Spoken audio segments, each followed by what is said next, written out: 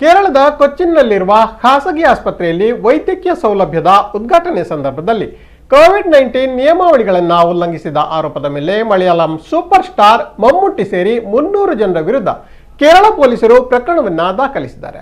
Robot ನೆರವಿನ ಶಸ್ತ್ರಚಿಕಿತ್ಸೆಯ ಸೇವೆಯ ಉದ್ಘಾಟನೆಗಾಗಿ ಮಲಯಾಳಂ ನಟರಾದ ಮಮ್ಮುಟ್ಟಿ ಮತ್ತು ರಮೇಶ್ ಪಿಶಾರೋಡಿ ಆಸ್ಪತ್ರೆಗೆ ಬಂದಿದ್ದರು. ಈ ವೇಳೆ ನಡೆದ ಕಾರ್ಯಕ್ರಮದಲ್ಲಿ ಸುಮಾರು 300ಕ್ಕೂ ಹೆಚ್ಚು ಜನ ಭಾಗವಹಿಸಿ ಕೋವಿಡ್ ನಿಯಮಾವಳಿಗಳ ಉಲ್ಲಂಘನೆಯನ್ನ ಮಾಡಿದ್ದಾರೆ. ಆಸ್ಪತ್ರೆಯಲ್ಲಿ ವೈದ್ಯಕೀಯ ಸೌಲಭ್ಯದ ಉದ್ಘಾಟನೆ ವೇಳೆ ಕೋವಿಡ್ ನಿಯಮಾವಳಿ ಉಲ್ಲಂಘಿಸಿದ ಕಾರಣಕ್ಕಾಗಿ ಕೇರಳದ ಸಾಂಕ್ರಾಮಿಕ ರೋಗಗಳ ಕಾಯ್ದೆಯ ವಿವಿಧ ನಿಬಂಧನೆಗಳ ಅಡಿಯಲ್ಲಿ ಆಸ್ಪತ್ರೆಯ ಎಂಡಿ, ಸಿಇಒ ಮತ್ತು ಇತರರ ವಿರುದ್ಧ ಪ್ರಕರಣ ದಾಖಲಿಸಿದ್ದೇವೆಂದು ಪೊಲೀಸರು ತಿಳಿಸಿದ್ದಾರೆ.